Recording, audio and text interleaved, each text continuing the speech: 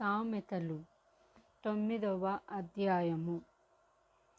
జ్ఞానము నివాసమును కట్టుకొని దానికి 7 స్తంభములు చెక్కుకొనినది. పశువులను వధించి ద్రాక్షారసమును కలిపియున్నది. భోజన పదార్థములను సిద్ధపరచియున్నది. తన పనికత్తెల చేత జనులను పిలువనంపినది.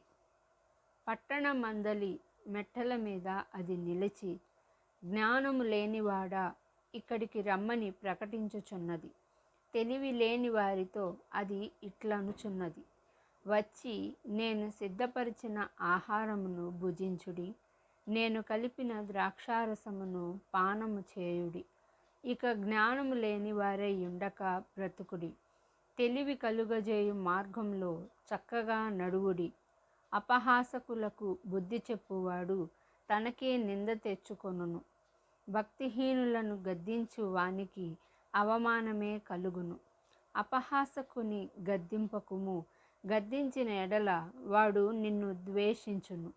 జ్ఞానము గలవానిని గద్దింపగా వాడు నిన్ను ప్రేమించును. జ్ఞానము గలవానికి ఉపదేశము చేయగా వాడు మరింత జ్ఞానము నొందును. నీతి గలవానికి బోధ చేయగా వాడు జ్ఞానాభివృద్ధి నొందును. యెహోవా యందు భయభక్తులు కలిగి ఉండుటయే జ్ఞానమునకు మూలము. పరిశుద్ధ దేవుని గూర్చిన తెలివియే వివేచనకు ఆధారము. నా వలన నీకు దీర్ఘాయువు కలుగును. నీవు జీవించు సంవత్సరములు అధికములగును. నీవు జ్ఞానివైన ఎడల నీ జ్ఞానము నీకే లాభకరమగును.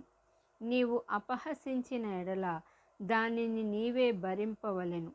బుద్ధిహీనత అనునది బొబ్బలు పెట్టునది. అది కాముకురాలు, దానికేమీ తెలివి లేదు. అది తన ఇంటి వాకిట కూర్చుండును. ఊరి రాజవీధులలో పీఠము మీద కూర్చుండును. ఆ దారిని పోవువారిని చూచి, తమ త్రోవను చక్కగా వెళ్ళువారిని చూచి, జ్ఞానం లేనివాడా, ఇక్కడికి రమ్మని వారిని పిలుచును. అది తెలివి లేని వాడొకడు వచ్చుట చూచి, దొంగిలించిన నీళ్లు తీపి, చాటున తినిన భోజనము రుచి అని చెప్పును. అయితే అచ్చట ప్రేతలున్నారనియు, దాని ఇంటికి వెళ్ళువారు పాతాళ కూపంలో ఉన్నారనియు వారికి ఎంత మాత్రమునో తెలియలేదు.